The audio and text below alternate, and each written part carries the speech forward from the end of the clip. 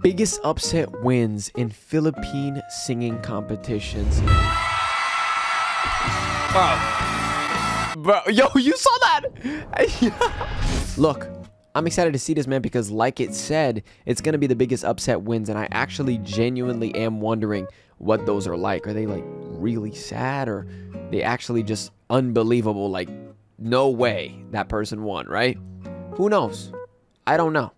But I do know this. I'm excited for it, and hopefully you are too. Come join me. Let's check it out together, please. Let's go. Grand winner, Eric Santos! Oh, she looks sad. Upset win. Yan ang madalas na tawag kapag ang isang tao na inakala ng karamihan na siyang mananalo ay biglang natalo sa kanyang kalaban ng hindi inaasahan. He is so good, by the way.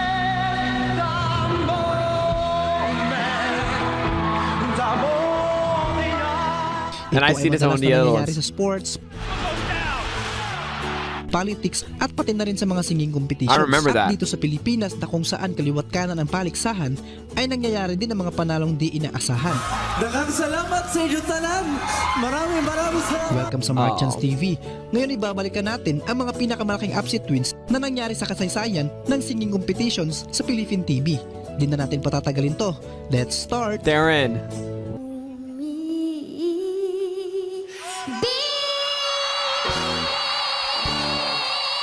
Whoa! Number 1, Star in a Million Season 1. Ang Star in a Million Season 1 ay na-ere sa ABS-CBN noong year 2003 at nagtapos noong 2004. May 10 mga contestants at may elimination bawat linggo. Simula pa lang ng kompetisyon ay pansin ang pangingibabaw ng contestant na si Sherin Rehis na nagmula sa Cebu. Wow, bro. There's no denying that with that song, she embraced the whole room. Of course, effortless. Yeah, bro. Hanggang sa umabot na ang araw ng finals na kung saan 3 contestants na lang ang maglalaban-laban. Sina Eric Santos, Sherin Rehis at Marinel Santos. Maraming fans si Sherin Rehis at inaasahan na ng marami na siya ang mananalo. Inawit ni Sherin ang kantang Coming Out of the Rain at sobrang napakaganda ng pagkakaawit niya neto.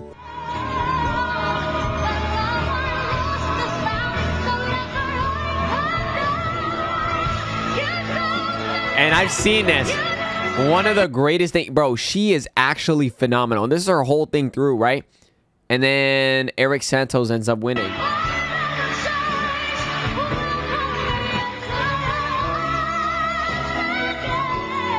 Oh my Lord. Sobrang confident pa niya dahil nakangiti niya lang inaabot ang mga high notes ng kanta.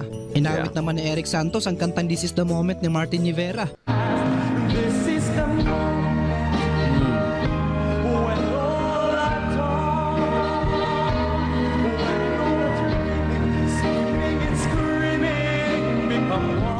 Grand finals din naman talaga ang performance niyang iyon.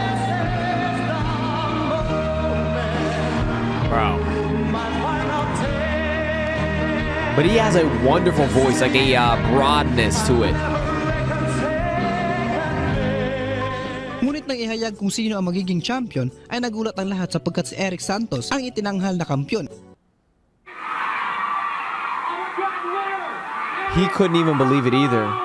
Marami ang nag-agree sa pagkakapanalo iyon ni Eric.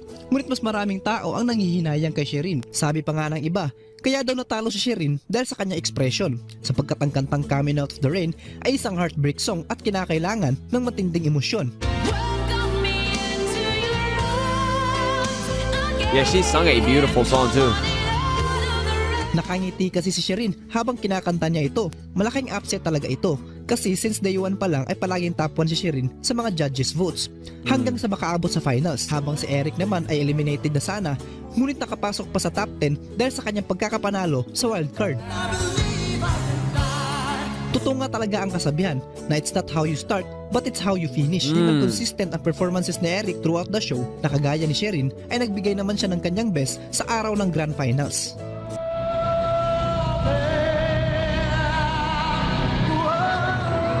And this, we seen this. Too good, bro. Wow, dude. Number 2, The Voice Season 2. Sa mga singing competitions na nakikita natin sa TV, ay simula pa lang ay may kanya-kanya na tayong mga paborito. May mga contestants na alam na natin siya ang magkakampyon at aminin man natin o sa hindi, ay never pumasok sa isip natin na magkakampyon sa The Voice Season 2 ang tubong Cebu na si Jason D. Kahit kailan Ooh. di kita iiwan, kahit kailan. Magaling naman si Jason D. Alright. Pero kasi sa time na iyon ay nakasabayan niya ang mga malulupit kagaya ni na Daryl Ong, Alisa Banaobra, Lea Navarro at syempre Kokoy Baldo na sobrang trending noon sa YouTube. Yeah. And it's such a beautiful song for him to sing to. At marami pang iba. Ngunit tila matibay si Jason at nakaabot hanggang Grand Finals. Doon nakabangga niya si Alisa Banaobra na halatang crowd favorite.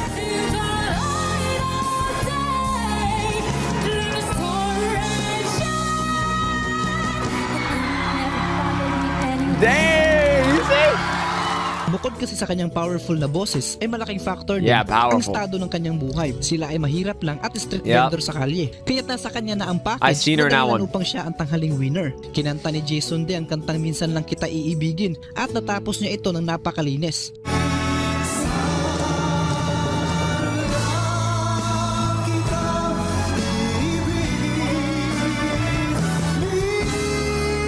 Oh my. Kinanta naman ni I Alisa love Banaobra music, ang bro. kantang All I just love music, guys. Like, for real, just listen to that progression. Kinanta Oh, naman ni dude. Alisa Banaobra And ang his kantang voice. All By Myself ni Celine Dion. Ngunit di ito masyadong malinis at perpekto. Oh, but she's.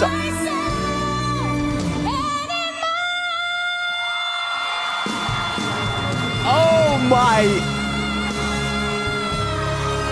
Yo. And then that one with her crying. Yeah, I've seen this one, dude. Every time it gets me, though. At itinanghal na panalo si Jason D. Nagpapatunay lang Oh my talaga ito gosh. na ang mga Pinoy ay unti-unti na nagbabago ng pananaw. Dahil dati pag mahirap ka, ikaw ang panalo. Ngunit sa pagkakataong ito, ang mga hurado ay naging totoo at strikto at nagbase talaga sa performance. Ang pagmamahal sa'yo'y walang hangganan. Dahil lang minsan ay mapakailan. Number 3, yo, he did kill The it, though. Voice Kids Season 1. Isa ang The Voice Kids noon sa mga pinaka-inaabangan ng mga Pinoy tuwing Sabado at Linggo ng gabi. Mga bata nagtatagisan ng husay sa pagkanta. Trending ang bawat performances sa YouTube.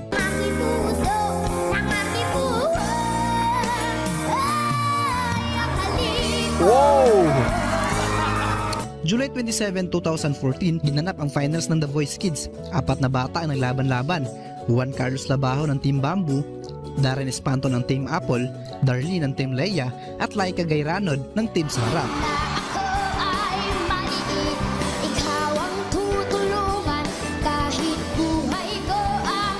Although magaling silang lahat, ay nangingibabaw talaga ang skills ni Darren Espanto. Yeah, but Darren Masyadong Espanto is malaki ang advantage phenomenal. niya sa kanyang mga kalaban, sapagkat tulog superstar na talaga siya kung kumanta.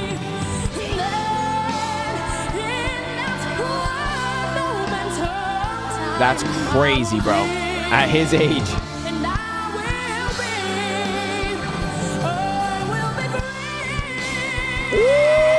Kinanta niya ang kanta ngayon ni Basil Valdez bilang finale song.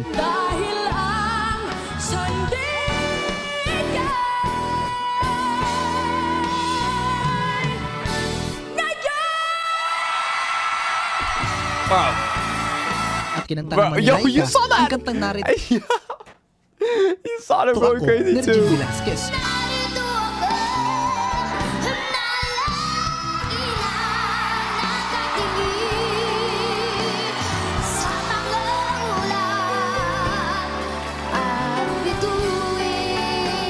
Bagamat nakay Darren ang lamang sa busesan, ay nakay Laika naman ang spirit at momentum. Kaya't doon idineklara Oh na my si Laika gosh. ang kauna-unahang The Voice Kids winner. Sabi ng iba, kaya nanalo si Laika dahil sa background story can see nito. always how Mahirap much it lang kasi means. Sila, at itong si Darren ay may kaya sapagkat sila ay naninirahan na sa ibang bansa.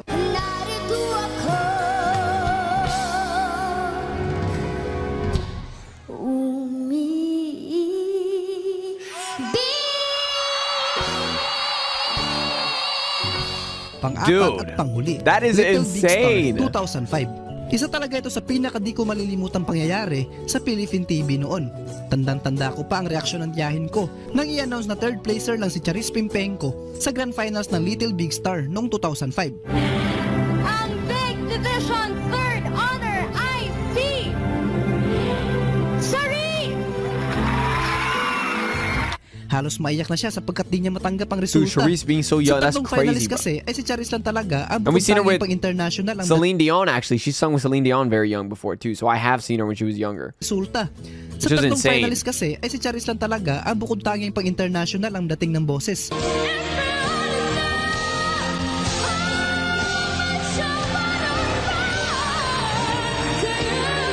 It's the craziest thing ever, bro, how she sings.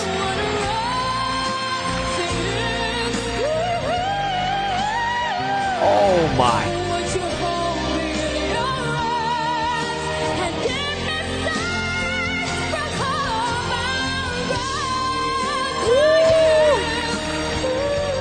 Lamang na lamang siya pagdating sa experience at mas advance ang kanyang skills kumpara sa kanyang mga kalaban. Di ko naman sinasabi na hindi magaling ang nanalong si Gian at ang second placer na si Sam Concepcion. Ngunit halata naman talaga na mas magaling at nangingibabaw si Charis sa kanilang dalawa.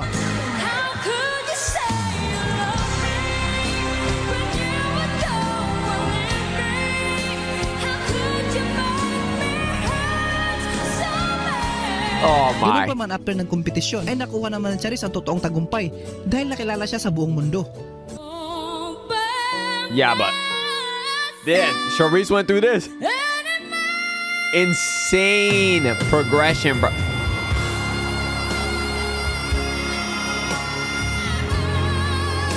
But David Foster, everything. Honestly, phenomenal. Because even in these big upset wins, right? Like someone's expecting someone else to win. At the end of it, both came out winning, in my opinion, right? Whether it be through recognition of seeing their talent and recognition overall just for them and their future. But in general, man, like really, they got the opportunity to get as far as they did. So even being second, I still think that they won in a way because of that fact, right? The recognition, like I mentioned, and just being able to share that talent with everybody and have that opportunity to get to that level. Like, it's phenomenal, man. It's really incredible. Like being on the brink of winning, it still doesn't really affect you if you won or not in a way, because if you think about it, you can go on to do so many more things with the amount of people that have seen you now and so much more, which we can obviously see, man. It's amazing just seeing stuff like this. And honestly, this was a super dope video. Thank you guys for linking this, and thank you so much for watching. I really do appreciate it. Hey, if you liked it, leave a like. If you loved it, subscribe. If you want more, let me know down in the comments below. And yeah, till next time, guys. Peace.